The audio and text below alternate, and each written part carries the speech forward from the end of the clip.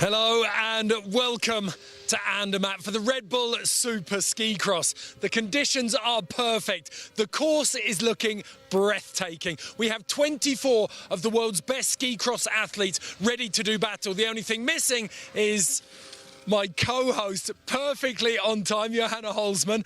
Are you ready for this? I'm so ready for this. Okay, let's get cracking.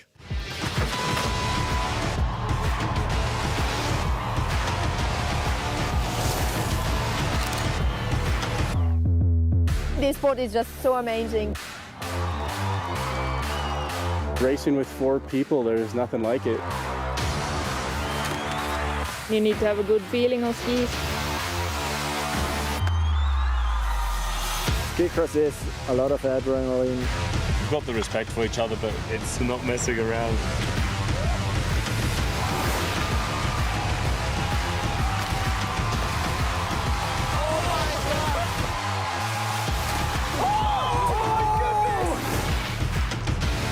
The best of the best are here.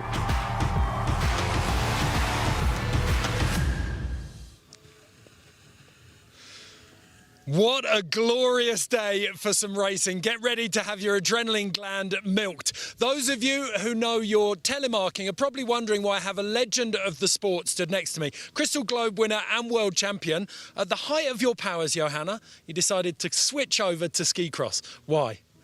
I tried it out and it was so much fun, and then I saw this big challenge of learning something new, which just got me. I mean, in telemark my favorite discipline was the parallel sprint, where you go 2x2, and now going 4x4 is just even more exciting. Well, you spent a season in the sport and you've already got 15th at the Olympics, so I'd say it's going fairly well at the moment. You've had your first chance to get a taste of the course and the event out here. What do you make of Red Bull SuperSkicross so far?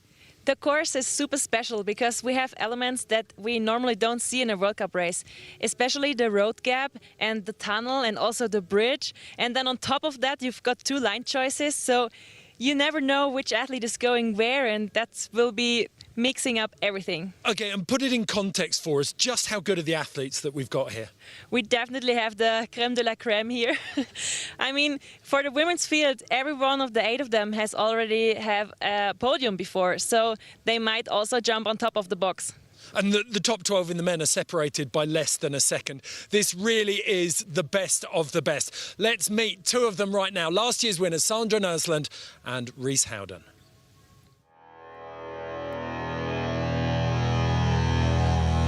I was pretty excited about getting the win last year. I think last year I was really fast in the start. Sandra Nersland flying at the start. Of course, you need to keep it together all the way down. The competition is so stiff, anybody could take the win. Every time I stand in the start gate, I want to do my best. Everyone wants to win, so it's going to be a good battle. Right now, when I'm in such a good shape, it's just really good to keep on racing.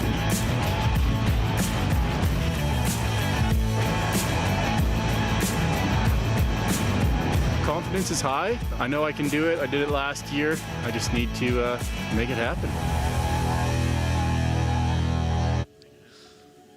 Okay, let's start with Sandra Nersland because she's been utterly dominant this year. Can you talk us through it? Tell us what she's done. She has won 11 out of 12 races this year, and her biggest strength is probably at the start. She has been dominating the starts this year. It also feels like, she mentioned it there, confidence plays a massive part for her. Of course, once you're winning a race, you know you can do it again, and she just kept going through the whole season. Okay, we don't want to give her this trophy quite yet, though. Is there anyone else who can really push her today? I think Fanny Smith, she can really catch up with her. I mean, even if Sandra is fastest at the start, Fanny will be at the end of her skis, and she really has the skills to overtake her at any moment. She will put that pressure on her, and she's on home snow. Yeah, Fanny really wants to take that home victory, I think. Okay, that's the women. Let's take a look at the men now. We've seen Reese Howden, but the Swiss have an incredibly strong team. They've got the world champion and the Olympic champion in their ranks. So let's catch up with Alex Fever and Ryan Reges.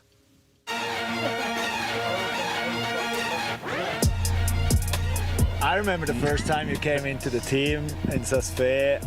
And the first night, you lie on the couch, on the sofa, no shoes, bare feet, and like doing like home. And I look at him and what this guy is doing here. It was funny. I don't like it too much to go against Swiss guys because I'm not full aggressive against my teammates. Yeah, I've always got a bit of respect there. I mean, we understand each other, we respect each other a lot, and especially on piste, off piste, and just if we're in the heat together, you never really want to race against your teammates.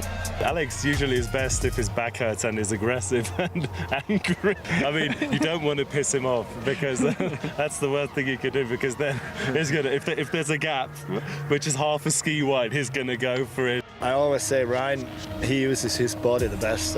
When he has the speed, when it's going, he can use his body really well over the rollers and the jumps, and it's like a full gas locomotive. Yeah. Train, locomotive. Train, big old engine. He goes like really hard with his body. Alex is a really aggressive skier, but not a brainless aggressive skier. I call it go for the kill.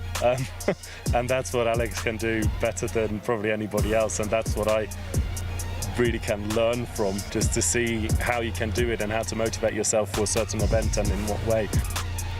Yeah, I mean, on this track, the start is for sure important. We're probably not the fastest one too here, but we can maybe figure it out till Saturday. And I mean, there are 16 men here and everybody can win. We for sure go hard in here, but yeah, at the end, I hope one of us will be at the top of the race.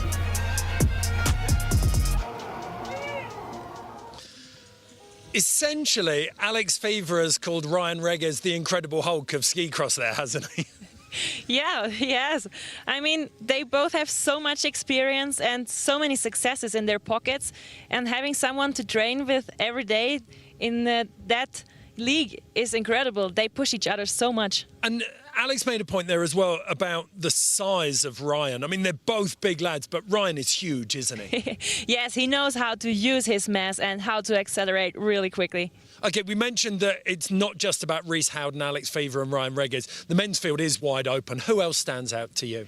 I mean, last year it was the Rookie of the Year, Rhys Howden, who also won the SuperSkicross. So maybe it's this year's Rookie of the Year. What about the likes of Simone Deromidis? We watched him in training yesterday and it seemed like he had a real finesse on the course. Yeah, he's a young gun and his skills are super smooth. I mean, in the air, he's always totally stable, and no matter what happens around him, he just goes for it. OK, well, those are some of the big names to look out for, but we all know who the real star of the show is here. It is, of course, the course. Let's take a closer look at it with Brady Lehman and Fanny Smith.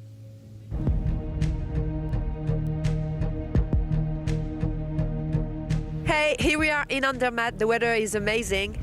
And the course is looking sick. Let's go check out the SuperSkicross.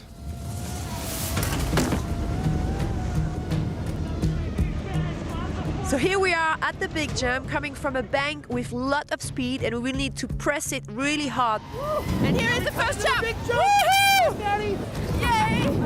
The double bank. This is the first point in the course where the blue and the silver course split.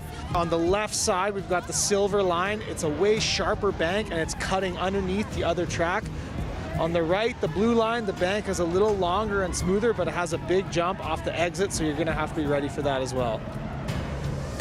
So just behind us is the crown, which is a pretty tricky obstacle. Yeah, it's really fast, high speed coming into here, and there's going to be a couple different ways to do it. It's really difficult to catch the transitions on the backside, and also you might be able to try something risky, go for a gap, go for the pass. Oh, this is the gap jump over the road. There goes Stanley over there. Woo! The gap jump, the second point in the racetrack where the two lines split. The silver line has a big step up into some pretty sharp banks, and the blue line has a rhythm section that leads into this gap jump. It's really tricky in here because you lose sight of the other guys. You have no idea where you're sitting. You could go from first to third here and not even know it. So you're just gonna have to charge with whichever line you choose. So here we are, the final feature, the roof right, which brings us to the finish line. Yeah, tricky feature. You got to be on the balls of your feet coming off the roof. This is going to be your last chance to make a pass into the finish. Course is looking sick though. Can't wait to race 4 people at a time. Yahoo!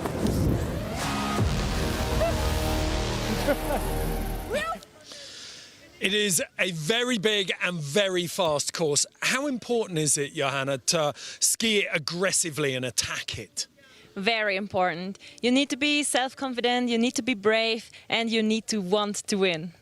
Okay, that's great advice. So getting intimidated by it, skiing it defensively just isn't going to work. No, it's not gonna work. You have to be sure of your skills, and all those athletes have the skills, so it's going to be super exciting. Okay, we got a cameo appearance earlier in the week from one of Andermatt's true legends. He was Olympic and world champion and Crystal Globe winner in downhill. It's Mr. Bernard Rusi. He's also now the architect, critically, of the Olympic courses for the last 3 games. So we sat him down to find out what he made of this incredible course. First of all, they call me course architect, but if I see this, only then I know what an architect means, a course architect means, because this is really great art, what they have done, with a lot of fantasy, I'm sure with a lot of theory and practical experience. Very, very important. High praise indeed from one of the sport's most renowned course builders. Time for you to earn your money though now, Johanna. I'm going to put you on the spot. Who do you think is going to win, women's and men's? I think for the women's I'm gonna go with last year's winner, Sandra Neslund. And I know I'm boring, but I watched all the trainings and I think Rieshouden is gonna make it. Okay, I'm going to go, I'm not going to say a name. I think it's going to be Swiss success on Swiss snow. I'm going potentially Fanny Smith in the women's and then one of the 4 Swiss men in the men's. Okay, it is all set for a perfect day of racing. We're going to take a quick break. When we come back, though, we'll have the men's quarterfinals.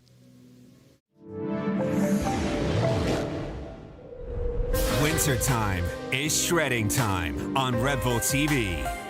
Discover the best content around skiing, snowboarding, and many more winter sports.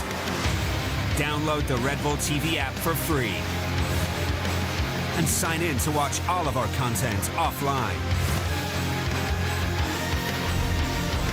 Download the app now.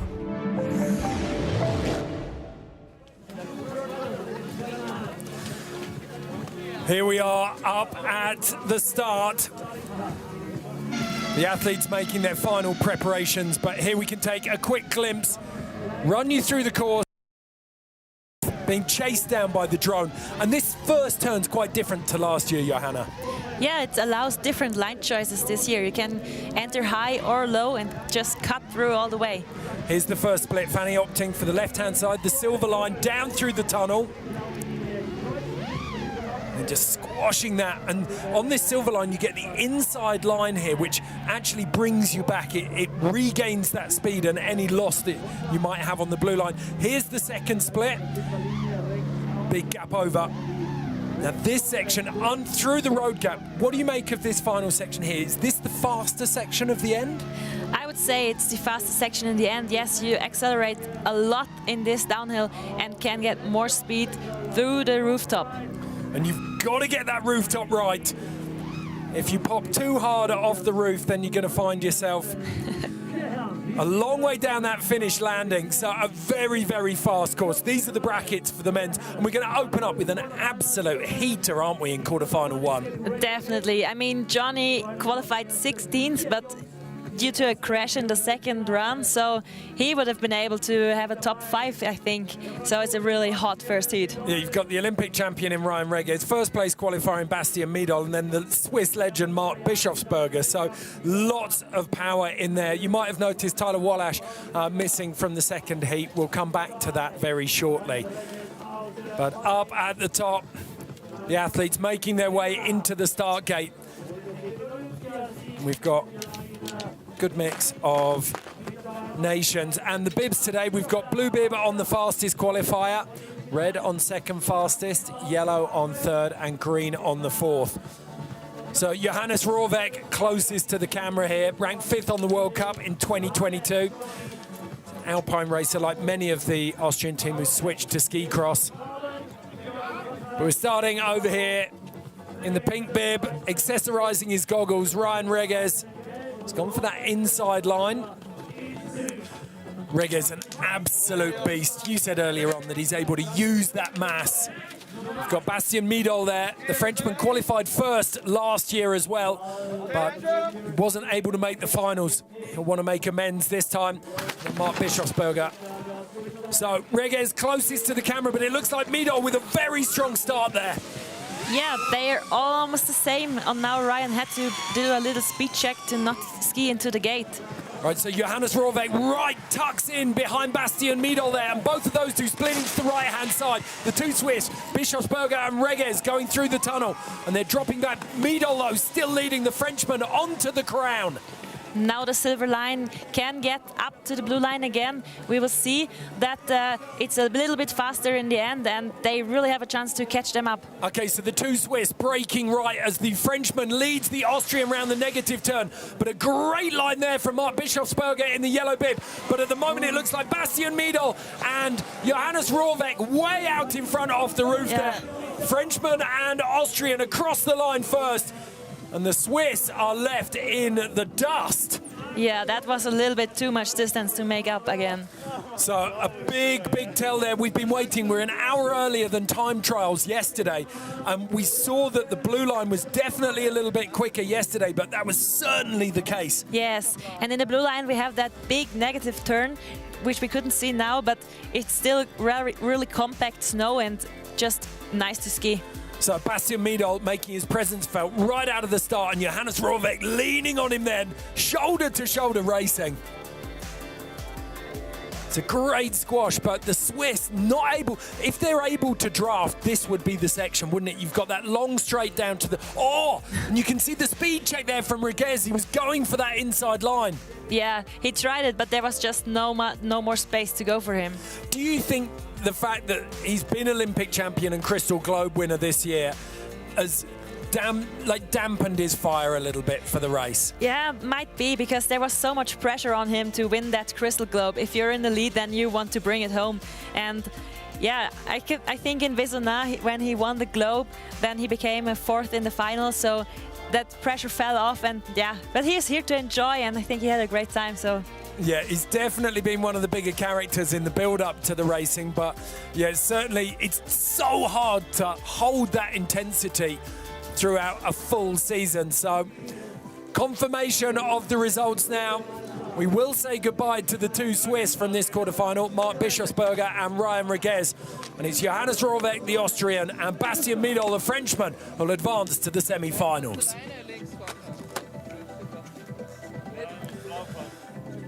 Now back up at the top of this monstrous course, an absolute beast. We have our second quarterfinal.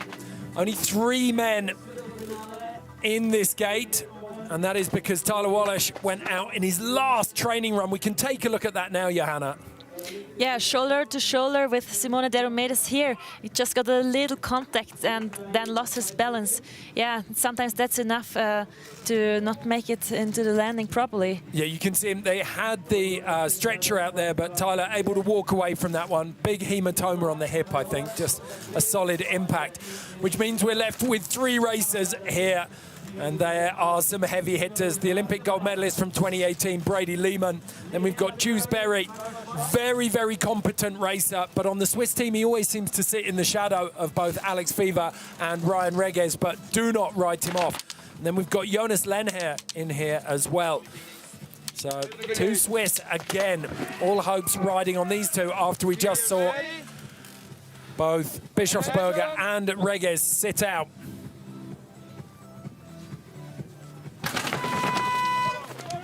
It's a great start there. Yeah, great start from the Swiss. Brady was the fastest in qualifying and just the inside line, but now is in the back of the 2 Swiss. Far jump for all the 3 of them. Okay, so Brady Lehman at the back opts to head off through the tunnel. So the 2 Swiss draining through each other. It's Lenher leading out in front of Berry, but Lehman still very much in this.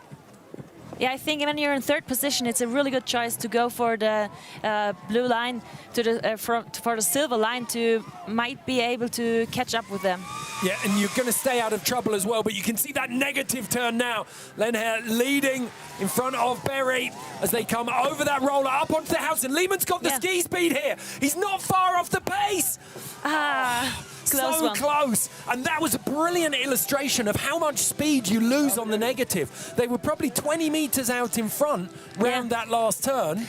What you can't see, this negative is like a really sharp turn, but also an uphill turn. So you really lose a lot of speed there. Okay, so Brady Lehman not getting the start he wanted. Instead, it was Dewsbury in the center of the three who got away very quickly. And you think this start's critical, don't you? Definitely it is. It's a really rare uphill start. We don't find that so often in the World Cup. And after this one uphill pull you have to put your poles into the downhill perfectly to get a quick acceleration in this steep downhill section. Okay. Coming through, Lenher leading from start to finish. You'll be very, very pleased with this. Soaking up the crown, both of them, all three of them, tripling down that section as well. Yeah, it's a little bit faster than yesterday, where we have seen the athletes starting to triple that downhill from the crown. And it's, of course, faster when you make it into the landing. So this is the negative turn that you're talking about, and you could see it there, them climbing uphill in the entry to that turn. Yeah, because you want to make that gate down there. Do you think it's one of the sunniest parts of the course? Are we going to see that really soften up and become slower? It will soften up, and also with the skiers skiing it a lot, there will be many tracks in there. Okay, so confirmation, Jonas Lenher and Dewsbury advanced. The Swiss still have skin in the game after losing Bischofsberger and Reguez. Unfortunately for Brady Lehman, his journey is over in the first quarter. Now back up at the top, another very stacked heat. You've singled this one out as potentially one of the closest. Yeah, I think so. I mean, we have Rhys Howden, last year's winner and last year's Rookie of the Year, and we have this year's Rookie of the Year, Tristan Tackert, as well as Yangan Simone de Romedes. And on top of that, Rio Sogai. So yeah, I can't choose which one's gonna win this heat. Very, very close. Rhys Howden, you can see it a tiny bit there. He grew up as a lumberjack working in the forest. He's an absolute unit. He's so big and he's able to use that weight on this course really effectively. Under starter's orders. Out of the gate, and it's Howden away very, very quickly. And it looks like Tackert's there. In third place, Rio Sogai in second, and De Romedes having to check over that jump a little bit. A brilliant finesse skier, the Italian in fourth at the moment, but Howden leading from the front. Oh, and only Tristan Tackert's taking the different line here. Okay, so De Romedes very tight on Rio Sogai's tail in third place. Rhys Howden out in front. Sogai making a move onto the outside of Howden, and the Japanese looking very, very fast through there. De Romedes still in the mix though, as they come onto the negative. Just Tristan Tackert through the gap. Oh no, Simone missed the gate here. He was pushed to the left side and no chance for him. But now maybe Tristan will be able to, it's too far away, I think. Oh, you think so? Very, very close. So at the moment, the negative on that blue course still providing a lot of speed in the final stage of the course. Reading that, Rhys Howden, business as usual for the big Canadian. De Romedes squeezed out by Sogai. Interestingly, he got squeezed high. We were expecting to see people getting squeezed low and not making the gate on the exit. Yeah, both is possible because you want to enter high to make it through the gate. But of course, if you're behind, you want to take the closer line, so you have to try it on the inside. Okay, so in the blue bib, Rhys Howden out of that start gate very, very quick. And we're seeing the inside line being the first choice gate. Howden's so powerful, exactly as you said earlier, Johanna. He gets that mass moving very quickly. Yes, and he knows that he's a good starter, so he definitely can pick the inside line because he's going to be first in that turn. Runs quite wide there, certainly leaves the door a little bit open for Sogai. Outside, and that was the interesting part. De Romedes making the choice to chase. Yeah. He saw his chance in drafting rather than taking the different line. Oh yeah, but Rio pushed up to, yeah, they had to try it like this. He wasn't going to leave space, was he? He knew. No. He would have been able to hear Simone breathing down his neck, and instead he just thought, I'm going to clip this one, you're not coming through. Nowhere to go. Because if he doesn't defend that position, then it's going to be him getting pushed down the negative. True. Oh, Tristan Takat's very close.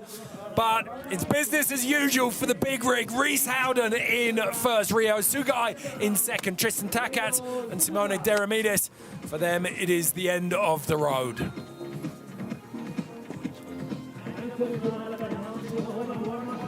So now we go into the fourth and final of our quarters. And we've got the reigning world champion, Alex Fever, in here, alongside your teammate, Johanna, Tim Hronek. Then we've got JF Chapuis in the yellow bib of France. And certainly one of the most colourful characters in ski cross, one of the founding members of the Canadian ski cross team, Chris Del Bosco. Wow, this one could go any direction as well, couldn't it? Yeah, I talked to Timmy this morning and he's just fired up to go. Okay, so Jean-Fred Chapuis in the green bib on the inside. Then we've got the rangy 35-year-old Alex Fever with the lightning bolt on his helmet. The Swiss went out in the first round in 2021 at Red Bull SuperSkicross. He's going to be desperate to make amends for that this time. Quick start from Jean-Fred here. Inside line, he had the yellow bib, so only third from the times in qualifying, but managed to start really well, takes the lead here. But now, oh, far jump from all of them. Alex Fever catching up, neck to neck, that's so close racing here. Absolutely brilliant. Timmy Hronek staying in contact there. Oh, nearly on the outside. Just holding on to the line for Timmy Hronek as he sits in behind JF Chapuis and Alex Fever. Fever making the move on the Frenchman now. He's got to get through that section, otherwise he's going to be on the outside of the negative. Also, he tries to get in a lot more speed. He tries to get in high to get a lot more speed, but yeah, difficult from behind here. So Fever over first, followed by JF Chapuis, and then neck and neck. It'll be a photo finish between Hronek and Del Bosco. But Alex Fever, very, very dominant. You felt Fever's presence on the course there. He put the pressure on JF Chapuis all the way through that race. Yes, and for Timmy, it was he had the speed, but at the wrong time, so no chance to overtake him. Yeah. Well, we heard them talking in the first training that when you come out, well, let's concentrate on the start first. It was absolutely lightning fast for the Frenchman closest to the camera. Yeah. And then he pushes out wider. He's got the space then to push out a little bit wider and find the speed. But that's Fever over the first jump. They're very, very close. Yeah, beautiful slow-mo here of this jump, going very far. It's still a full press jump. Oh, Del Bosco almost got ejected. We've seen him go high before. Very famously in Pyeongchang in 2018, he did an involuntary backflip. Yeah. Now, Timmy Hronek did well to stay on the crown there, didn't he? Yeah, a little bit a pity that he couldn't find the speed afterwards, because... But Fever did. That was the point where he got the pass. Yeah, right. Because if he hadn't got that pass there, JF would have had the inside line on the negative and it could have got very, very uncomfortable for him. Yeah, they managed it really well. Interesting that always the last one in the start section is taking the other line, but it's the only choice to have the chance to overtake. And hope that the other three get tangled up in some way. You never know what happens with the other three. Okay, confirmation. Fever and Chapuis move through. Hronek and Del Bosco are out.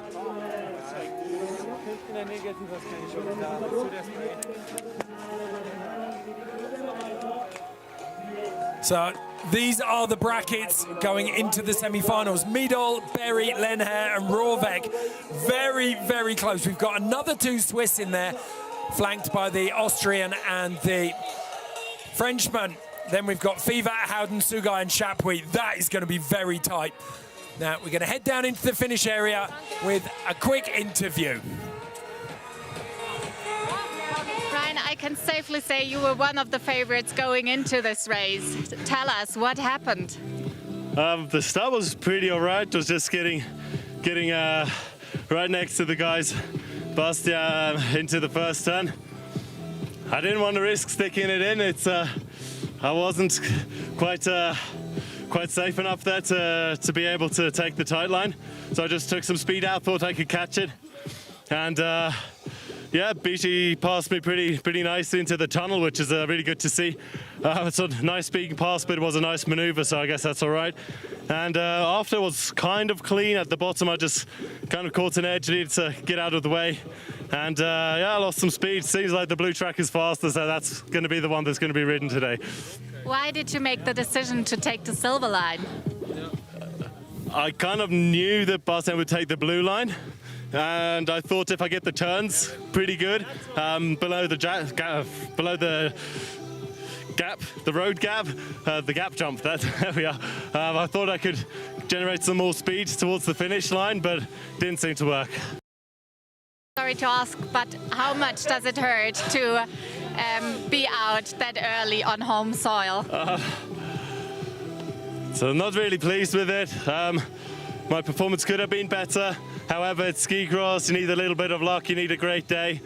I didn't ski my best, and it's just not enough on this level. So kind of hurts because it's a really cool event. I wanted a good result here, but at the end of the day, season's over. I had a great season, and I'm in one piece, and I'm just really looking forward to holidays. Thank you, Ryan. Thank you very much. Very, very telling there for Ryan Reges. We discussed it a little bit. Maintaining the intensity that he had through the World Cup and the Olympics, it's a bit too much. Once he's almost, the release valve has gone at the World Cup finals, and now he's a bit more relaxed. And do you think he would have pushed a bit harder on that first turn if this had been one of those big World Cup races? I think so. If it was the deciding race about the globe or the Olympic gold medal, then yeah, he would probably have gone all in. But now it's time to have a cool race and enjoy, and no sense in risking anything. I totally agree with him in that. No one wants an injury in the end of the season. So yeah, I think he had such a great season. So. Yeah, well, that's his perspective on it. There's no shortage of fire from any of the other competitors, though. And we've seen that already. The other two Swiss still in, well, we've got 3 Swiss still in there. We've got Jonas Lenher, who looked very quick, Dewsbury as well, and we've got Alex Fever, of course. But this is the women's bracket. Sandra Naisland, Katrin Offner, Danny Meyer and Jade Grillet-Aubert in our first semi-final. And then the second one is stacked. The 3 Canadians up against Fanny Smith. It's Canadian championships. and essentially, each of these races is a final because of the caliber of racer we have. Oh yeah, all of the women have been on the podium before, so I'm sure that they want that feeling on jumping on the box again today, and maybe even on the top spot. Okay, so closest to the camera, Jade Grillet-Aubert. She got a 2nd and a 3rd in Hydrafoul this year. Then in the pink bib, we've got the Austrian Katrin Offner just stamping her feet there, a veteran of all 4 Olympics. She's been in the game for so long. Sandra Naisland in the blue bib, the boss, ridiculously dominant form. Has won 11 out of 12 races this year, and she is the SuperSkicross defending champion. And then Danny Meyer, the Olympic bronze under her belt, closest to the camera. They're away cleanly. Naisland out in front again. Her start is breathtakingly fast. Almost a ski length ahead of the others. It's crazy how she dominates the starts. Katrin Offner tucks in behind her. Danny Meyer and Jade Grillet-Aubert. But Aubert goes huge. So it's going to be drafting now. Katrin Offner breaks to the left. Alongside breaking to the right, Jade Grillet-Aubert goes through. And then Danny Meyer on the inside has taken that silver line. Yeah, the only one on the silver line again. Will be interesting if she can catch up to Katrin, maybe. So no one opting to double or triple down that one. Instead, Sandra Naisland comfortably out in front, chafed down by Katrin Offner and Jade Grillet-Aubert, while Danny Meyer tucks through the bottom here. This is going to be close. Yeah, Dani has free line choice, but still I think the negative turn is in such a good shape that it's faster. She has the ski speed, but she's still a couple of lengths back behind Katrin Offner. So Sandra Naisland all smiles as she crosses the line. Three quarters of a second back is Katrin Offner. Dani Meyer in third, Jade Grillet-Aubert in fourth. But again, a masterclass from Sandra Naisland up at the start. Yes, especially at the start. Her coordination with everything she does there is just perfect. Talk us through it, because we're going to see the replay now. Yeah. What exactly is she doing here? Yeah, she pulls like really strong, stands up, full hip push, and then the first pole push going downhill, and then all her movements, like she's a little bit pre-jumping into those step downs. It's, yeah, generating speed all the way, even if she is not the heaviest of the in the starting field. And then you said her press technique that we just saw there, where you take all the pop out of the jump. Yeah, she goes really narrow with her skis, which allows her a big range of movement there to absorb the jump fully. Dani Meyer heading through the tunnel there, and you'll see her pop out. She's nearly level with Jade Grillet-Aubert. She gets a great line in there, but it's just not enough. Naisland and Offner navigating that negative turn perfectly. And again, we see speed match perfectly to the terrain for Sandra Naisland. She is so smooth on this course, isn't she? Yes. Oh, nice slow-mo here of the rooftop, where you really have a small time of contact only. It's like a hop off the roof. It's almost like ballet. Okay, confirmation of the results from our first semi. Sandra Naisland and Katrin Offner advanced to the finals. Dani Meyer and Jade Grillet-Aubert will battle it out in the small final. Semi-final number 2 for the women. And this is Canada versus Switzerland. The home crowd will be roaring Fanny Smith on. You can see it in the pink bib, second from the left. Closest to the camera, Courtney Hoffos, aka Choff. Then we've got Marielle Thompson. Is it in the blue bib? Yes, in the blue bib, Marielle. 108 World Cup starts, 52 podiums and 25 wins. It is a breathtaking record. Then we've got Britt Phelan, third in Ride to Round just a couple of weeks ago. This one is going to be very tight. Yeah, great start from Fanny, it was. Yes, already in the lead. She chased down. Looks like Marielle Thompson right behind her, but... Little speed check for Marielle there, but good line over the jump, perfect landing. So the drone chasing all 4 of them, going for the blue line. None of them see any merit in that silver line, so they want to get into the mix. So right now we have Fanny Smith from Marielle Thompson, from Brittany Phelan, from Courtney Hoffos. All of them singling down the crown. Oh, and a big double there from Britt Phelan. Now the negative. Fanny Smith has been overtaken by Marielle Thompson. She's going to need to defend round this negative. And Britt Phelan looking for a way through on Fanny Smith, but there isn't one. Fanny Smith keeps that door closed as they come onto the roof. And it's going to be Marielle Thompson from Fanny Smith. Britt Phelan in third, Courtney Hoffos in fourth. Very tight racing. And Fanny Smith with the pole swing there to celebrate. Yeah, she's really happy in this Canadian Championship to move one more round. She's almost taken by Britt, but yeah, she just had the better line there and no chance then. So the customary debrief in the finish area from all 4 racers there, working out, comparing notes on what they saw and what happened. But the first time we've seen all 4 on a single line. Great start from Fanny Smith though. She tucked up early. Yeah, really small and low tuck, really aerodynamic. And then we see it was a little speed check from Marielle Thompson coming into this first kick up. She gets very low though. You can see the trajectory there.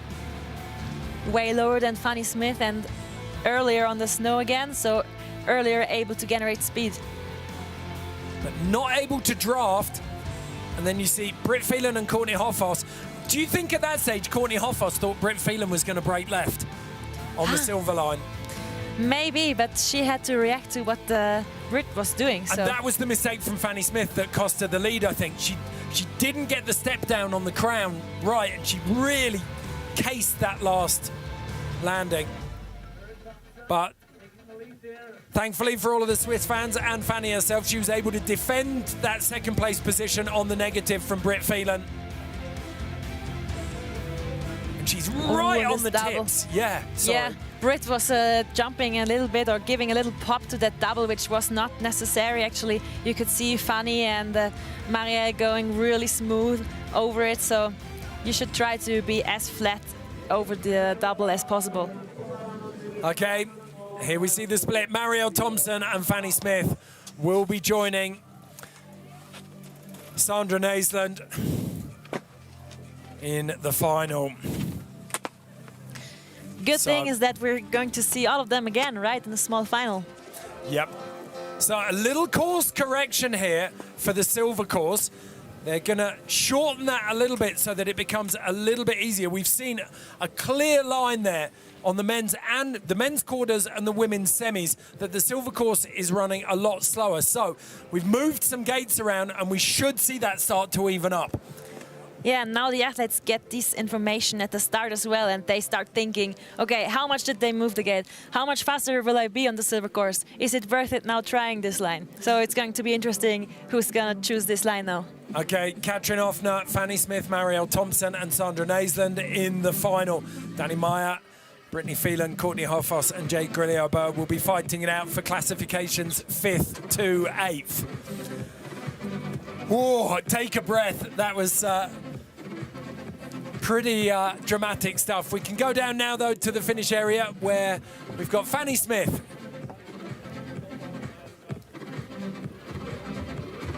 Fanny, how did it feel to have 3 Canadians chasing you down that track?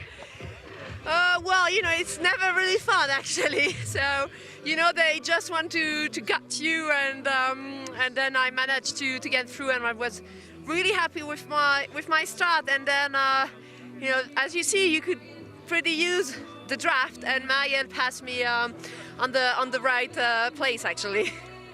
You're excited for the finals now? I'm really excited, and we'll give it all. And what will be your tactic? I mean, we do again my best start ever, and then we'll see in which position I am.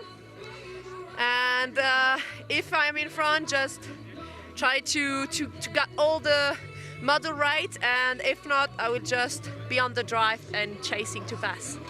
Thank you.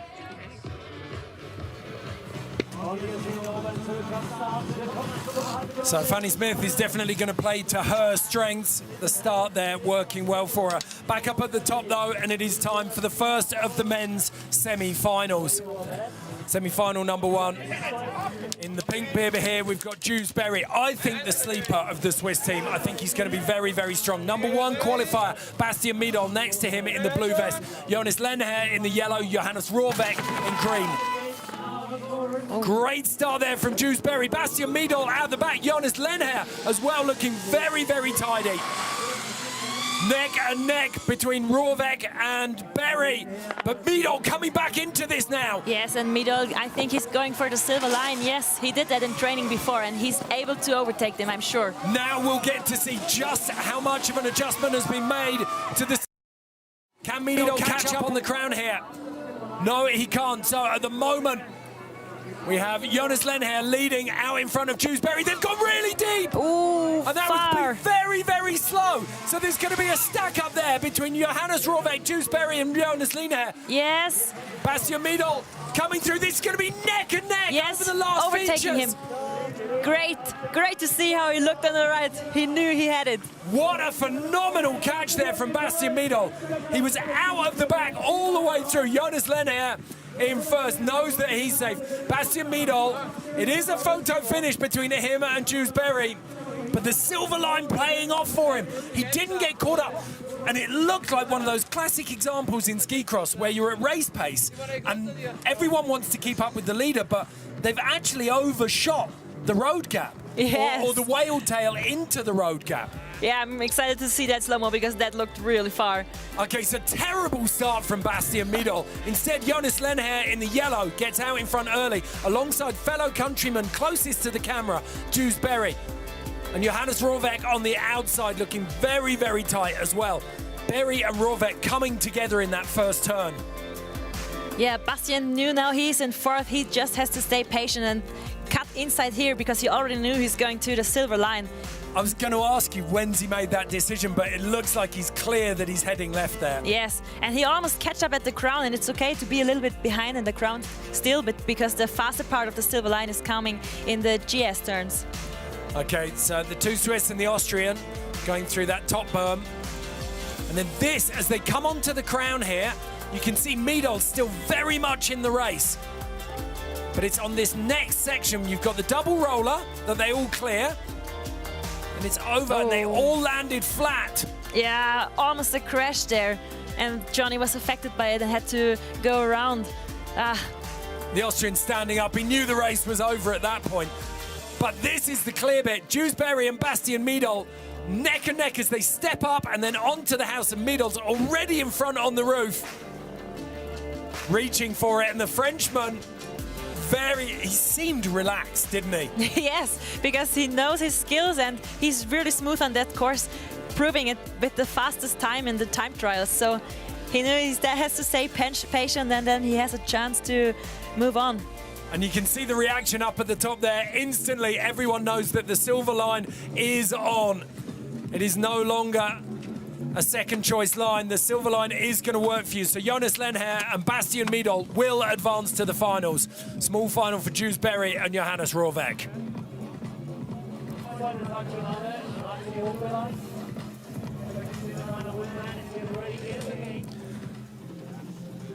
It's second semi-final, and we have some big names in here. Take a quick look at some of the chairlift gossip, though. Yeah, exactly. Oh my God. I see my parents yesterday. Yeah. And or just my mom. So I go up, I give her a hug. I was like, "How's it going?" She doesn't say a word. No. I'm like, "Are you good?" Yeah. She has her goggles. Yeah. And she doesn't say anything. I'm like, "What happened? Like, what's wrong?" And she's like, "I just really don't like this." And I was like, "Oh my God." Oh, no. Out of here. So this course not a big favourite with the parents. I can imagine if you have to watch your children do battle on this course, it must be nerve-wracking. But we've got Reese Howden in the pink vest at the end there. Then we've got our #1 seed in this heat, that characteristic lightning bolt on the helmet for the reigning world champion Alex Fever. Then we've got Ryo Sugai, the Japanese, had a fantastic quarterfinal. Tucked him right behind Fever, and then JF Chapuis, the Frenchman, on the outside, has got his work cut out. He needs a good start. And again, Reese Howden very quick alongside Alex Fever, but shoulder to shoulder through the start there. And only Ryo Sugai getting squeezed out. Yeah, good start from Reese. He chose the inside line because he knew he can be first in that bank. Okay, so the first three, JF Chapuis, Alex Fever and Reese Howden, break to the right. Ryo Sugai on the left. And it looks like the Frenchman getting left behind now as Fever and Howden. Fever makes a move on Howden on the outside as they come down off the crown, over the road gap. Fever's got the move and they go long there, but he's held on. Yeah. Can he close the door on Howden? Reese had to adapt his line a little bit due to the overtake, but I think, yes, I think they should be safe, they should be sure. Okay, so the first two seeds here making short work of this one at the moment. Fever reaches for the line. Howden in second, JF Chapuis in third. Ryo Sugai on the silver line in fourth. What a nice overtake. Oh, it's beautiful. Fever has got the fever today, hasn't he? Yes. And the only cure is going to be a trophy out of this. Alex Fever looking very, very settled. And that would have been intimidating. Two of the big favourites, shoulder to shoulder in the start gate. It will be, yes. I mean, Alex Fever, he's skiing aggressively, but always in a smart way, because he knows where to go, he has the right feeling, and then he's just doing it. Look how low Reese Howden was there on the right-hand side of the picture. Fever blasting out there as well. Now, Fever in third place, JF Chapuis on the outside, but Fever just biding his time. Squashes that one, and that's where he makes the pass in the air on the Frenchman. Tucks up early.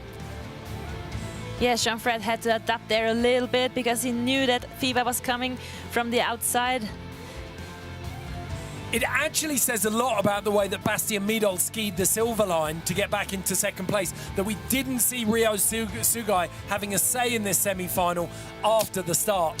Yeah, but we also must say that Midol profited a little bit from the mistake that the others did that slowed them down. So. Very true, very true. So that was the negative. Jean-Fred battling his way around that negative, but he wasn't able to make it pay. The mass, as we've called it, of the big rig, Rhys Howden, blocking his path on the negative. So it's Alex Fever over the line first, followed by Rhys Howden with Jean-Frédéric Chapuis in third, Rio Sugai in fourth.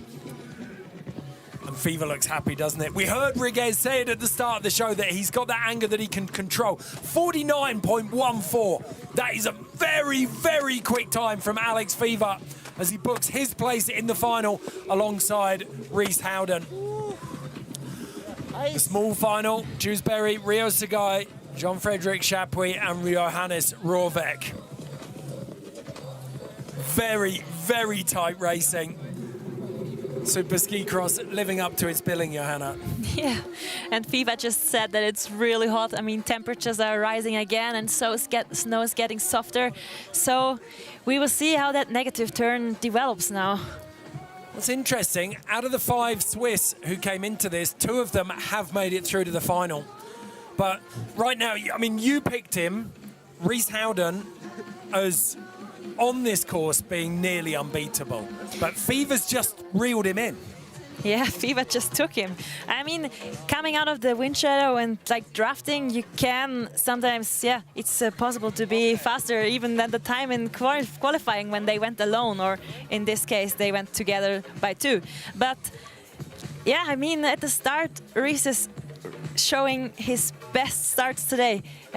Moving, like, pulling out with his full strength, perfect coordination, putting the poles into the downhill and pushing through, standing up with his legs all the time, costs a lot of power. Okay, well, we can hear from Rhys Howden now. Rhys, Alex seems to be on fire today. How dangerous is he on this course today? Well, you know, he's skiing really fast. He's got some super fast boards on too, and yeah, it's gonna have to have a better start than that to give myself a little more distance to try and keep him off me. But yeah, you know, day's working out great. Everybody's skiing fast, and yeah, gonna be good. Will he be the one to beat in the finals? Him and the other 2 boys, I think, did Bastien move on in the last heat? Yeah, so that's the first guy to move on from the silver track. So obviously lots of speed in the field right now, and it's going to be a really fast, big final. Looking forward to that. Thank you, Rhys. Thank you.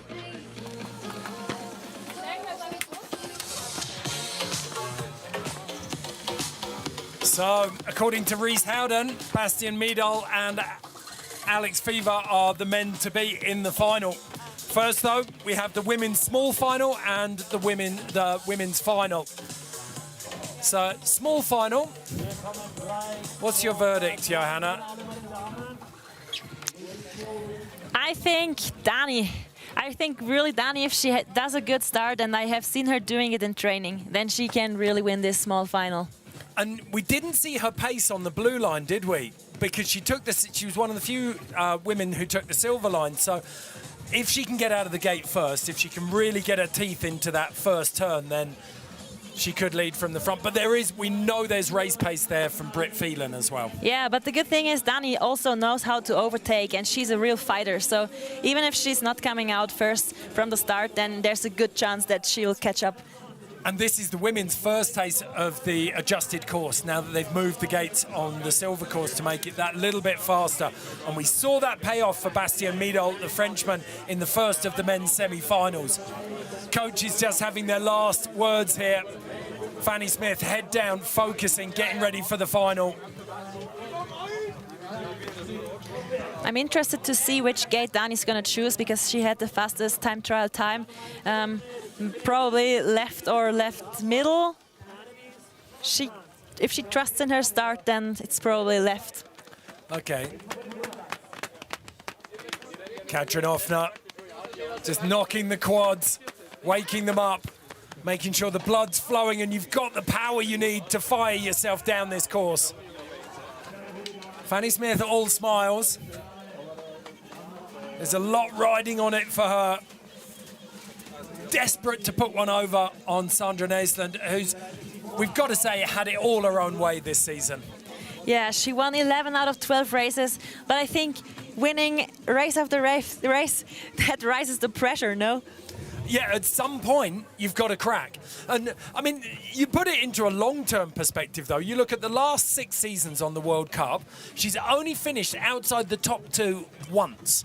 And that was because of the knee injury in 2020-2021 season. So she is incredible. That's the amazing thing. In a sport that's such a lottery, she has discovered the cheat code for consistency.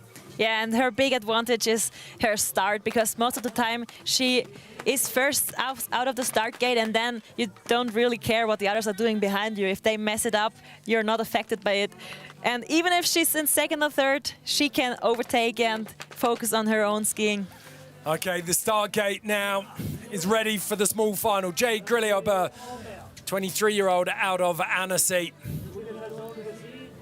8th overall on the World Cup in 2021, moved up into 5th this year. Brittany Phelan out of Whistler, one of those hotbeds of talent, 3rd in Ride to Round just a couple of weeks ago. Actually competed in slalom in Sochi. Then Danny Meyer. She had a couple of 3rd places this season in Beijing and Nakasaka, 8th in the World Cup. And then Courtney Hoffos on the outside here, nickname's Choff.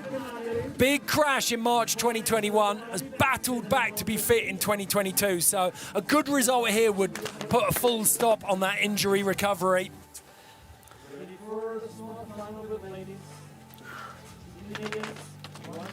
That nervous tension that builds before the start. Yeah, they're all ready to go. And I was wrong, Danny chose mid-left, but I'm sure she will do great with that decision. What does it feel like in the start in this moment? You don't really feel the time passing. You just wait for the signal that you can go into the gate. Total and utter focus. Yes, good start from Danny here. Okay, so you can see that yellow and green suit of Danny Meyer level there with Britt Phelan. We knew that those two were going to be close, and they're neck and neck over the first jump. Britt Phelan just getting out in front. Jade Grilliaubert breaks to the right alongside Courtney Hoffhoff. And out in front now, it's Britt Phelan just ahead of Danny Meyer. Yeah, and Courtney and Jad are trying to catch up on the other line.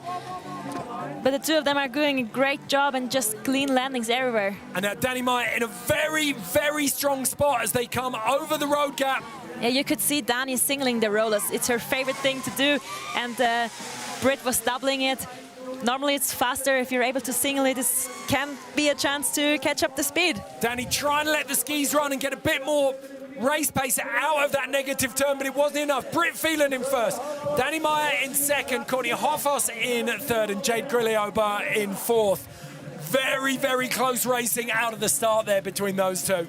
Yeah, it's so cool to see them all that happy. I love it.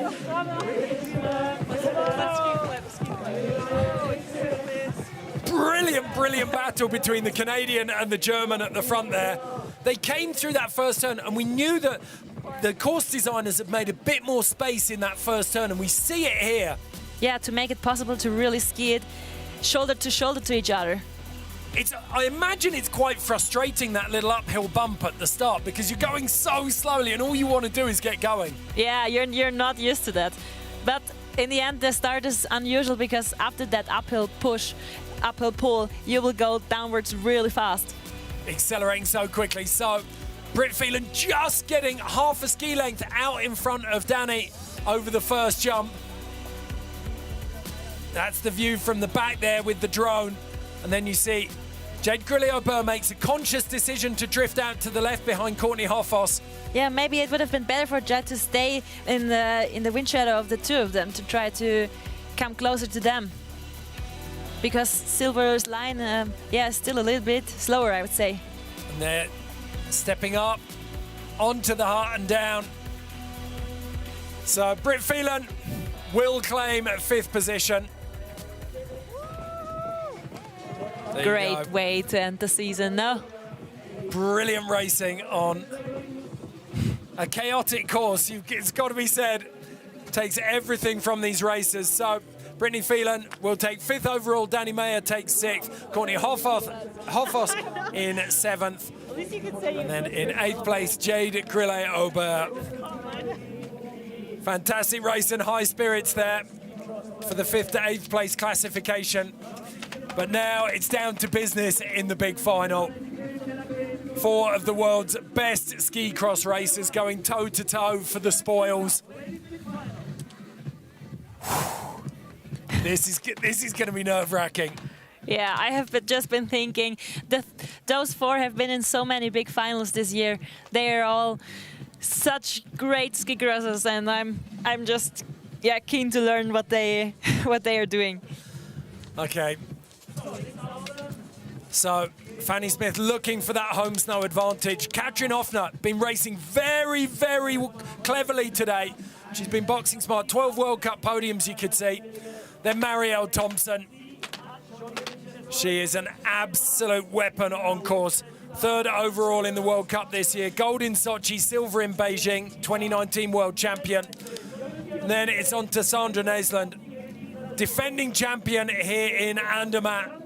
11 out of 12 World Cups delivered her the Crystal Globe, and she took the Olympics. Fanny Smith, 29 World Cup wins. Truly phenomenal record, the most successful ski cross athlete of all time. And she knows this course so, so well. The key for Fanny, a good start? Yeah, a good start, and then maybe she will be able to close the door to Sandra, because Sandra is on the right side of her, so maybe Fanny can squeeze in on the left. Okay, well, Fanny Smith, 6 second places on the World Cup this year, which gives you an idea of she's equally as consistent as Nathan, but just behind her. They're under starters' orders. Ladies final. Yeah, and Fanny did really well on that. And she's putting pressure on Nathan, but Nathan just accelerates away once again. Fanny dives down low, drafting in behind Nathan. Offner behind her, Marielle Thompson on the outside. Tucks in and starts to draft Fanny. Thompson drifts left into the tunnel. Yeah, but Fanny already drafting on Sandra and coming closer again. And going right to the outside of that turn. So Fanny made a mistake here, and that's what let Marielle Thompson in. Will she do the same again? She soaks it up. Sandra Naisland leading convincingly at the moment. No, Fanny Smith has a very solid run through that step up and onto the road gap. Fanny makes a move. And Katrin is still in. Oh no! Katrin Hoffner catching her skis on the back of Fanny Smith. That means that Sandra Naisland, a clean set of heels through the negative there, will take first. Fanny Smith in second, as it has been so often. Marielle Thompson in third, and Katrin Hoffner in fourth. Yeah, Katrin had a real chance on catching up there, but there was just no place to go for her. Amazing. It's tracked exactly the World Cup finishing standings. After 12 races this season, they finished in exactly the same way that they have here at Red Bull SuperSkicross.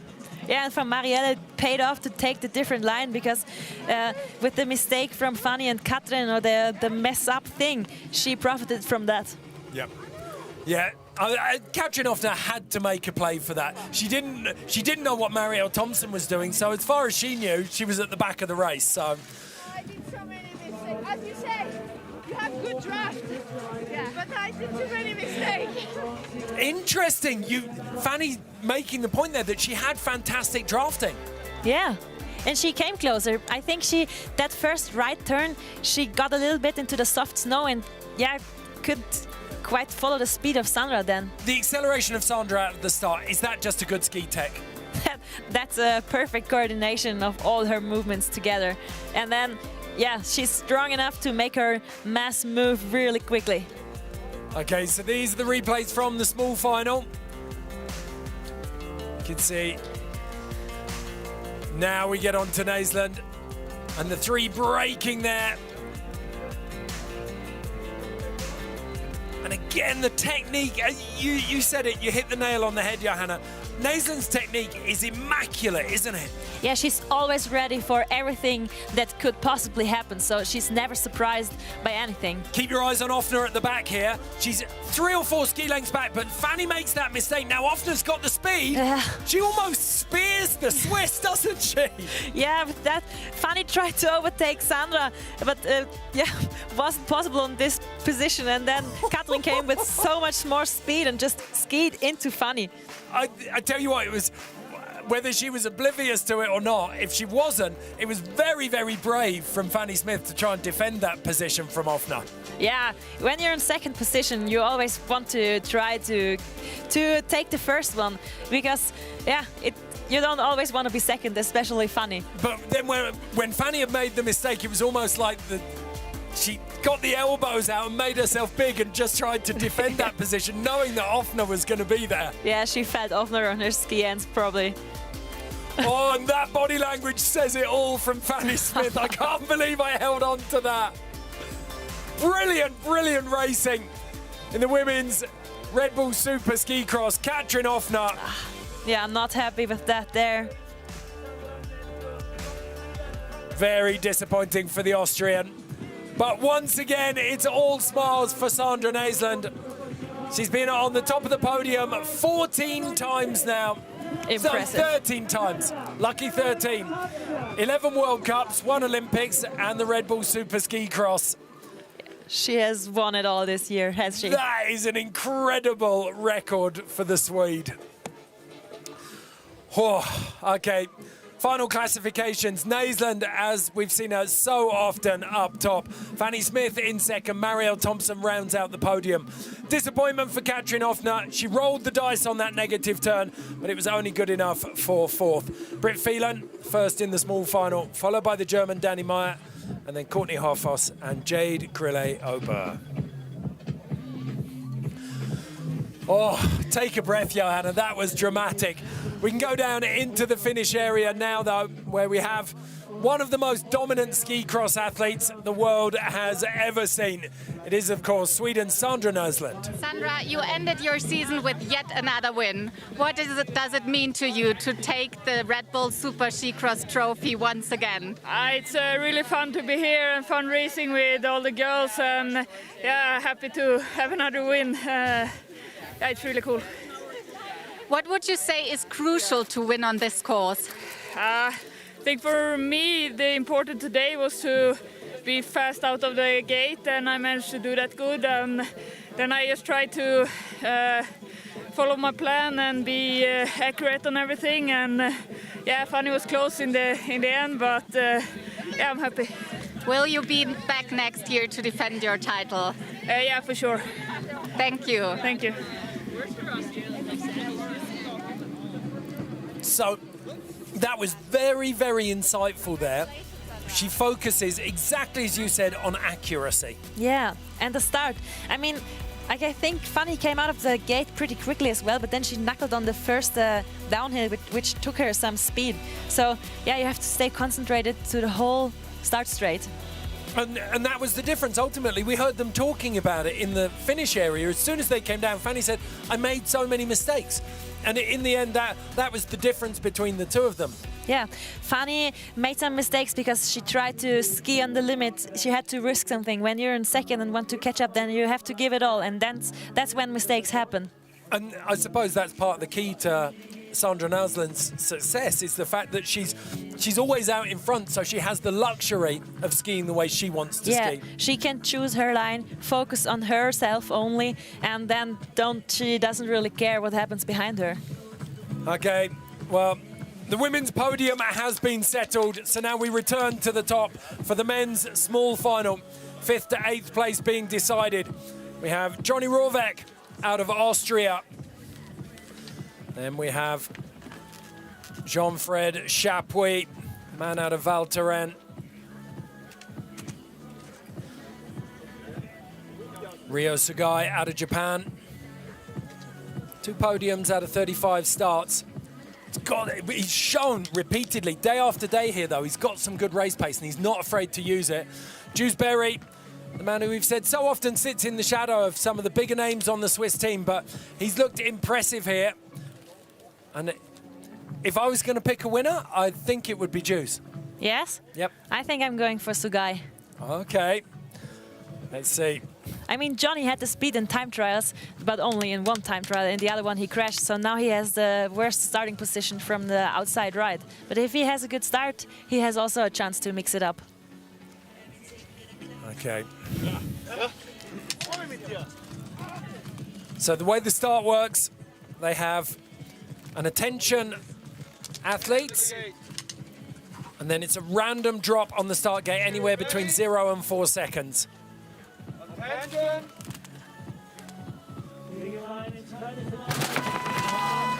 Very strong start for Jean-Fred Chapuis.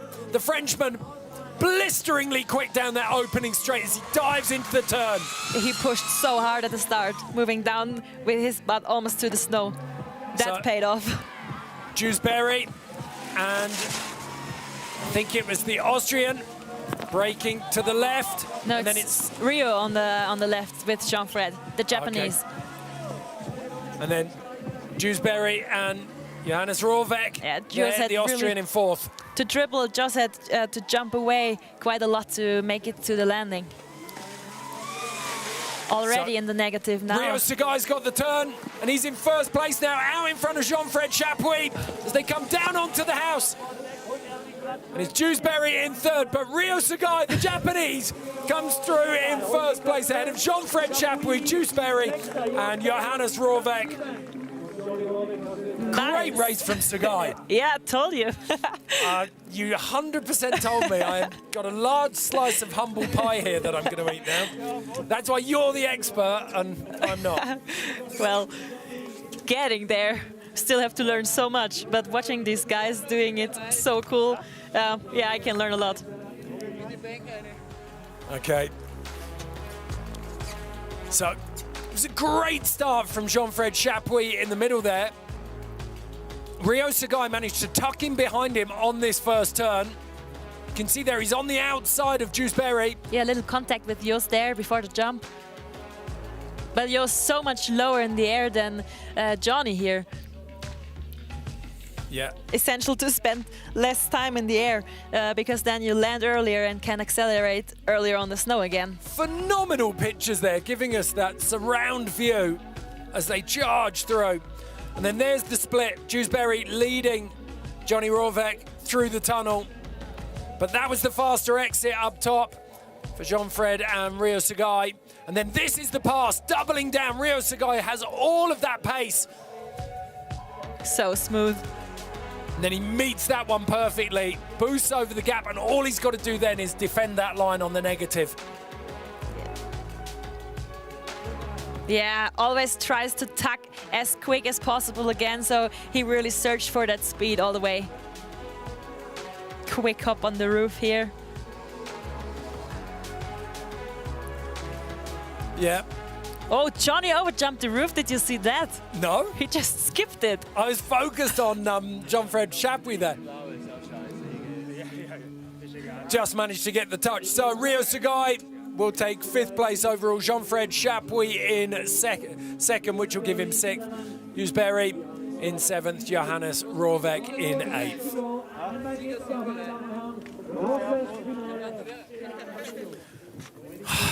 Settle yourselves in. Make sure there's no hot drinks or loose food sitting around you. This one is going to be dramatic. It's the men's final. Our 4 racers. For number 1 qualifier, Bastien Middault, has made finals this year. Alex Fever, the reigning world champion, the man who got knocked out in the first round last year, has made finals. Rhys Howden, last year's winner, has made finals, as has the second Swiss, Johannes Lenher. Yeah, Jonas was 4th here last year, I think, right? And also in the last World Cup of the season, he became 4th. So his form after his injury is really rising, and he's a great starter, so gonna be tight. I'm gonna put you on the spot again. Are you gonna sit? Your prediction in the pre-show was that Rhys Howden would take the win. Yeah, and I'm gonna stay with this. Okay, I'm sticking with Alex Fever. Johannes Lenher 8 World Cup podiums. Just been missing out, but as you said, he's in good form coming in. The big rig, youth Olympic gold medalist in 2016, Rookie of the Year when he won the Crystal Globe in 2021. Alex Fever, 36 years old now, sorry. 2021 ski cross world champion, father of 5 as well. He's used to being busy. Look how relaxed Bastien Midol is. First place qualifier. He couldn't make that pay last year, but he has looked very, very quick in both the quarters and the semis today. And Jade Grillet-Aubert and Jean-Fred Chapuis watching nervously from the bottom. Big deep breaths, getting the last oxygen in before the chaos begins.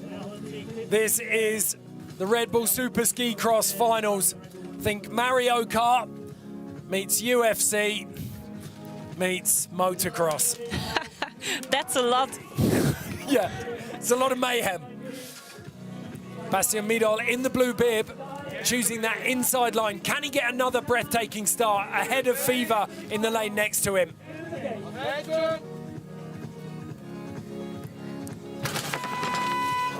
Oh, Rees. Great start there from Rees Howden. That was a rocket from Rees. And it's Johannes Lenher. Yeah, on the outside. Jonas Lenher in second. So almost upside down in the time trial seeding.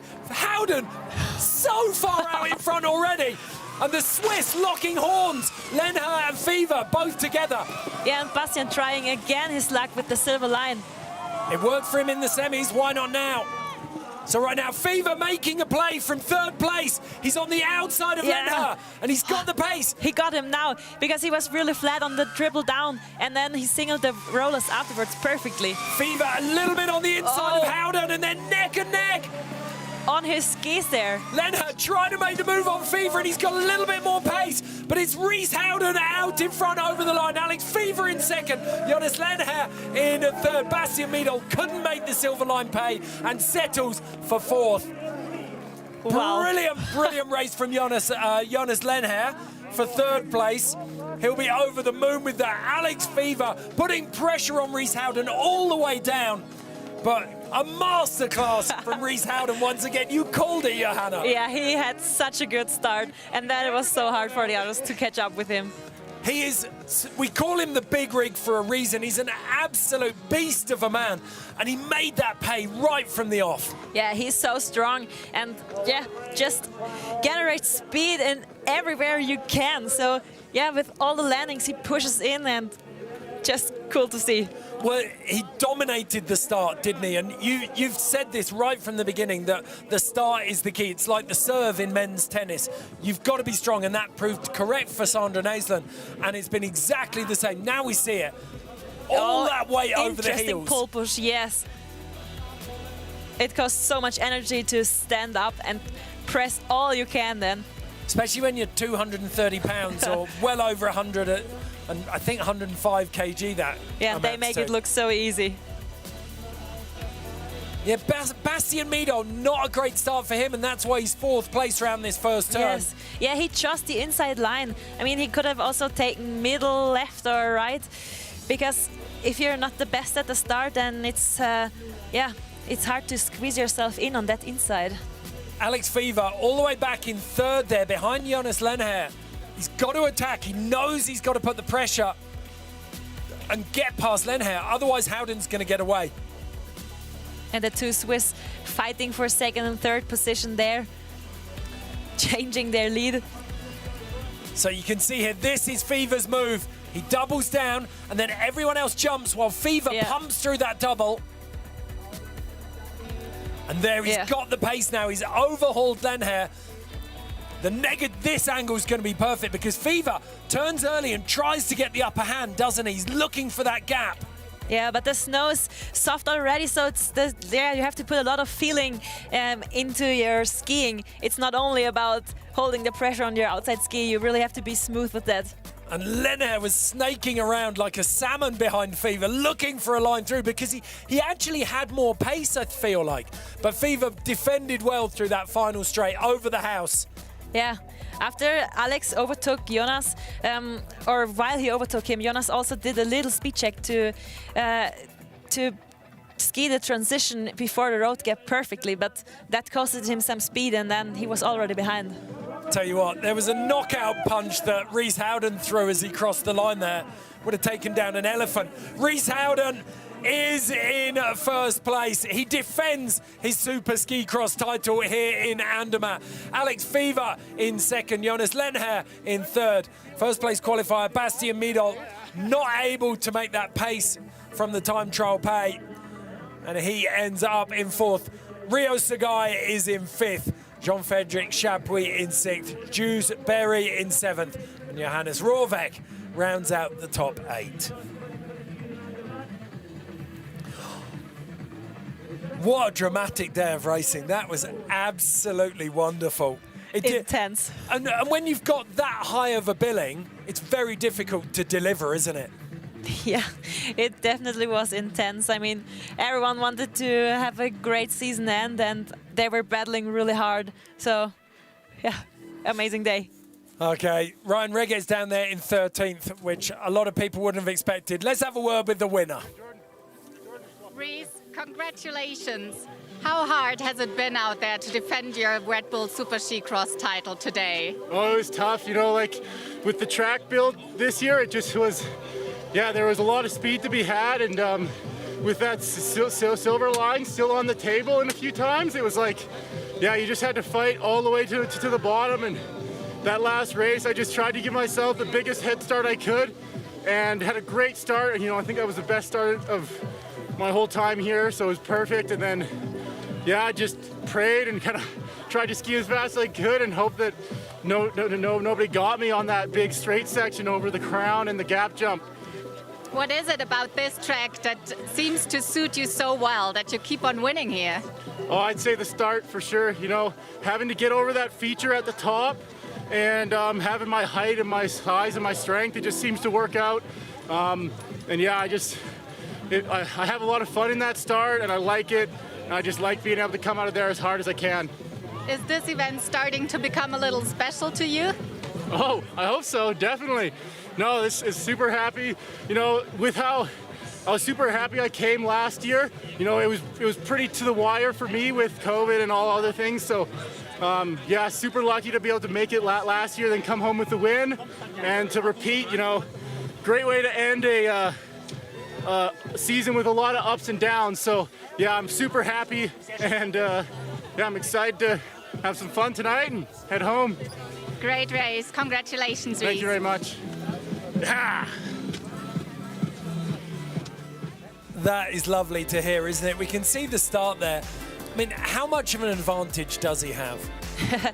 Yes, I mean, he put down his best start in the final, which is really difficult because every heat you want to have a fast start, but getting faster start after start when your opponents get better around you, impressive. I mean, I compare it. Alex Fever is the same height as Rhys Howden, but he doesn't have that explosive power.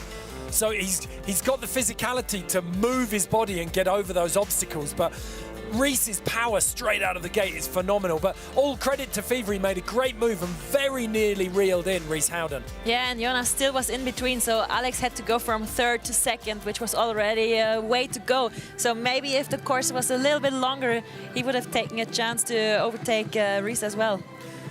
I mean, looking at the style that Rhys Howden employs and the gifts that he has naturally in his size, can you see it? What's it going to take for someone to beat him on this course? I mean, Jonas is way smaller than Rhys, for example, and he's also a very good starter. So, yeah, it's not always about weight only, but it's about to be able to have that mass under control. And, yeah, he is such a strong person, Rhys, and does that. So it's hard to beat him actually on that kind of course. He said it's one of his favorite starts. Maybe next year in Canada we will have such a start built for him. Yeah, they'll start working that one out. I imagine the Italians will build the opposite of that in 4 years' time. But there we can see Sandra Naisland. She's I reckon she's going to start being able to charge rent on that top spot of the podium. It pretty much belongs to her now, doesn't it? Yeah, it does a little bit, and it will be so nice for her to have the off-season with all those victories. But I'm sure that for next year it will build a little bit of pressure, because with her dominance this year, everyone's going to expect great things from her. And I've been really impressed this week. She's almost efficient is the right word for her, because she doesn't waste any time or any energy on things that aren't going to help her win. I've been watching her very carefully, and it's economy of everything so that she can focus 100% on what's going to put her here on the top spot of the podium. Also in her skiing, you can see that she's not making any unnecessary movement. Like you say, she's saving energy everywhere and just goes for it with a smooth style, and this is really fast. So Marielle Thompson, take a look at her right leg. She's got a giant knee brace on there.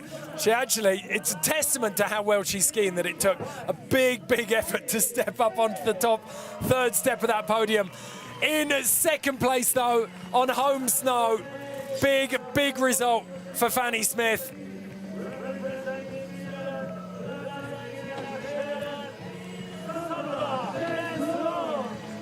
And taking that giant step up once again. As we said, she's been there, almost a permanent fixture this year. In 2022, Sandra Naesland has stood on the top spot of the podium 11 times in the World Cup. That earned her the Crystal Globe. She did it at the Olympics, and now she will do it at the Red Bull SuperSkicross here in Andermatt. Defending her title, she is breathtakingly consistent. And it's going to take a very, very special performance in 2022-23 to unseat her. Back to the drawing board for Fanny Smith, Marielle Thompson and the rest of the women's field to work out how to beat her now. Yeah, now it's time for off-season, but I'm sure that very, very soon everyone's going to work on their strength in the gym and maybe also on their weight to be able to, be a good concurrence next year. That's really interesting, though. We've seen the massive Reese Howden working. But then in contrast, you look at all of the women here, and they're very, very slight. It can also be an advantage, especially when the snow is so soft. If you're not that heavy, you won't dig in so deep into the tracks. Okay, well, and there we have it again, that masterclass on the start line from Sandra Naesland. So quick. And here we go. You'll see the way she joins this transition perfectly. She's such a good finesse skier, isn't she? Yes, I'm just impressed by her. There you go. 29 World Cup wins for Fanny Smith. She knows her way around a champagne spray. And this time, even with spectators, must taste even sweeter. Yes. Smell of champagne, 100% the smell of victory. So Sandra Naesland, a very, very deserving winner here in Andermatt for the 2022 Red Bull SuperSkicross. But now it's the turn of the men for the podium. It's a big smile for Alex Fever. How small does this slalom ski look next to Reese Howden, huh?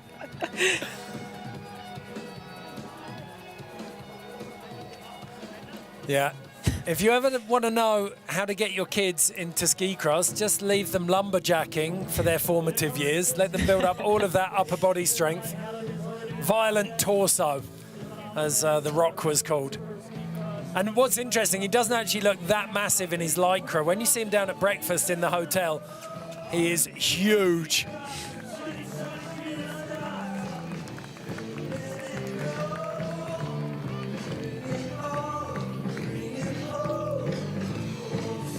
So, Alex Fever, big, tall piece of Swiss timber. He's so experienced in ski cross. Yeah, Reese is still young compared to the other two, being Youth Olympic champion in 2016 and then moved up to the World Cup.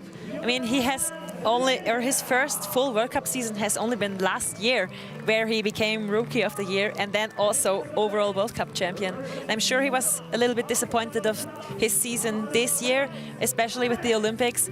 But to round it up on the top must be great. So Jonas Lenher in 3rd place. He's had 3 big career wins between 2016 and 18, but gets another podium here. 2nd, it's Alex Fever at age 36, but at the top step for the 2nd time in a row. It's that man, Rookie of the Year, Crystal Globe winner in 2021. He comes back and takes his 2nd Red Bull SuperSkicross here in Andermatt. It's the big rig, Rhys Howden. And now he struggles to put up his slalom ski or what? So Alex Fever, a really successful season for him. Silver at the Olympics and 2nd place here on top of that World Championship victory in 2021. Rhys Howden definitely getting the worst of that. Yeah, the Swiss won the champagne opening battle. Oh, yeah. It looked like a frothy goatee then. Santa Claus. So that is your men's podium. You see Jonas Lenher ahead of Bastian Miedl in 3rd, Alex Fever in 2nd, and Rhys Howden in 1st. So we're going to take a quick break now. When we come back, we've got the post-show, all of the analysis of today's racing, and we'll have a special guest in the studio with Fanny Smith. See you in a second.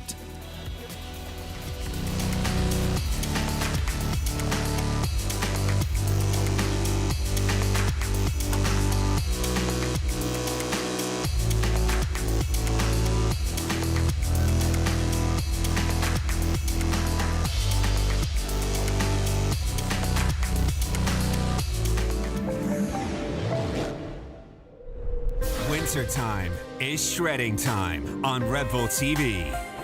Discover the best content around skiing, snowboarding, and many more winter sports.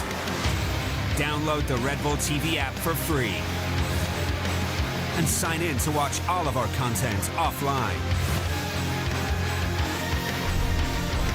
Download the app now.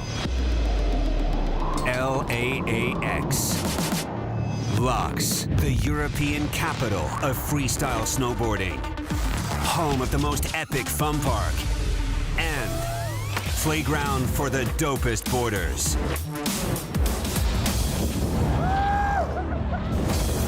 Lux Open 2022.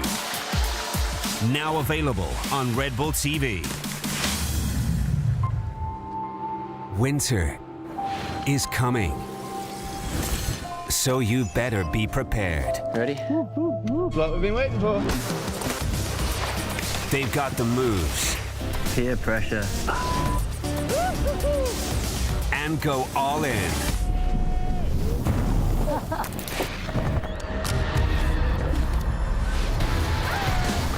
Changing your perception.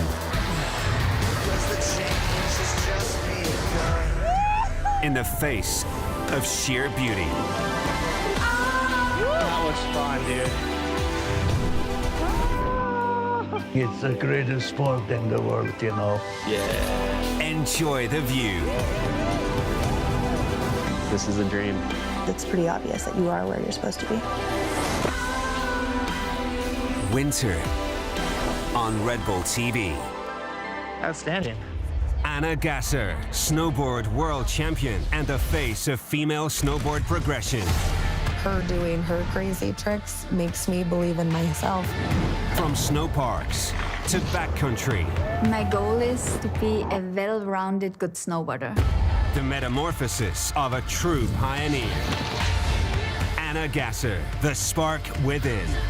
Now available on Red Bull TV.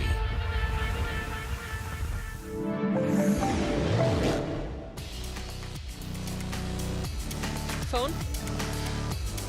Welcome back to the post show, and we have a very special guest in the studio with us, Fanny Smith. 2nd place today, Fanny. How did that feel? Yeah, it's amazing. You know, it's been a really long season, really intensive season for me, so I'm so happy to be here and to race this amazing course. And it looked, we could hear you in the commentary box, we could hear you when you came down.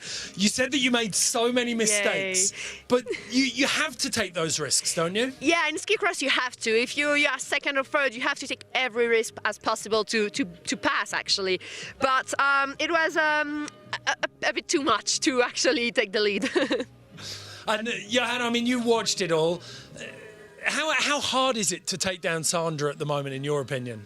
Yeah, very hard, because Sandra is so strong at the start that it's almost impossible to take the lead from the start on. But then Fanny, with her experience, she knows that she can really overtake her. And like she said, to overtake, you need to take those risks and you need to ski at the limit. And that's when mistakes happen. And it looked, coming out of the start, it looked like you were very, very close to Sandra. You were neck and neck. Yeah, we were really close. I was really happy with my start. And then, I was trying to make the speed. I was on her draft and I could feel that. And then that's what happened, actually, going out from the double turn on the bridge to the roller. I wanted to make a bit more rounded turn, and actually I got the slushy snow, which actually stopped me a bit. Right. And then I went back again, and then the draft is going away. So yeah, that was the mistake that had maybe cost me the pass. And then, I mean, probably the most dramatic moment came on the negative, though.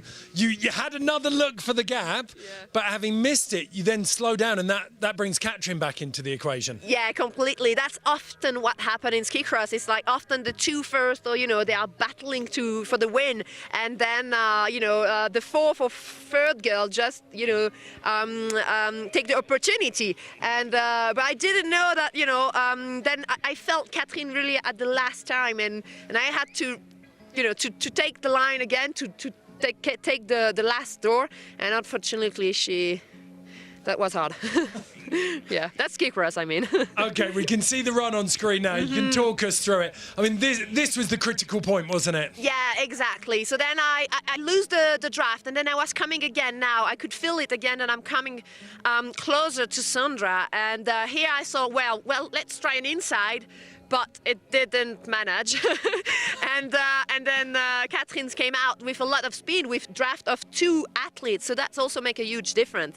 And I got also the flag in my hand, so that was not the best way. And then well, you nearly got a ski in your back as well. Katrin did well not to spear you on the end of that. Yeah, she is a great skier, so I'm not I'm always it's always safe with her to ski. She skis really nice. And do you know what I took from that as well? The look on Katrin's face at the bottom. A lot of people have said, oh, it's a relaxed race at the end of the season. The pressure's no way. No. And she is a fighter. She, as you can know, Katrin Offner is a fighter, and that's what we love. That's what we are. That's why we are ski crosser, because I think you need to have this flame and this fighting spirit in our sport, even if it's the last race. Yeah, you never turn that racing instinct off, do you? No. Let's take a look at the men's final, though. Did you watch that from the bottom? Yeah, I watched it. It was really close too. Very, very close. What did you think of it? Was it like? Would you have put in the commentary box? Johanna had Reese down straight away. I would say also, because Reese is just like a machine. Like he is built like no one else. Yeah, he is so. He has so much power, and actually the ladies from the Canadian team told me that he's built like this from he's 16 years old. So like he is truly like a machine. He hasn't had to grow into that size. It's been with him since his teenage years. Yeah, so then, you peel that out of the gate. He is a big man, so then he glides well on this snow. He liked this course. He won last year here. And then the 2 Swiss behind was in the draft, but that was not enough today. But Alex Fever has that. He's got some brilliant race pace, and he's very, very smart, isn't he? Yeah, he has this capacity. After the years for so long on the course, you need to take the best out of what you have, and they tried, but you see like a small knuckle there and a small mistake there and here. So then that's also something who cost a lot and who cost the win. Well, thank you so much for all of your insight today, Fanny. Thank you. And congratulations on the second place. I'm sure you're going to celebrate that. Yeah, I will. And I'm looking forward to that next year. Maybe next year we can race together, yes? Okay, before we go, we've got a little bit of news. The UCI downhill season is going to get underway very, very shortly. Let's hear a little bit more about it from Rob Warner. And if you fancy getting out of the Swiss Alps tomorrow, then please come and join us here in the French Pyrenees to the opening round of this year's Mercedes-Benz UCI Downhill World Cup. Any World Cup race in France is a very special occasion. This one tomorrow with 40,000 fans, French fans, is going to be something very, very special, something unforgettable. Please join us at 1:25 local time. Don't forget, if you're in Europe, that the clocks do go forwards, and for the rest of the world, look at the time. We'll see you live on Red Bull TV tomorrow. You know, it's definitely the end of, well, middle of spring when the clocks are going forward and Rob Warner is back on your screens with mountain bike action. Thank you so much for joining us here in Andermatt for the Red Bull SuperSkicross. Johanna Holzmann, it's been an emotional day. What's your highlight? Oh, definitely the men's final, I think. The two Swiss battling each other. But then also seeing moments like Johnny over-jumping the house. Just crazy to see how they adapted to those elements. Well, hopefully we'll see you back here again next year. Thanks for having me. Yeah, it might be on the course, it might be on camera again. We'll see. Thank you so much for watching. Look after yourselves. We'll see you next time.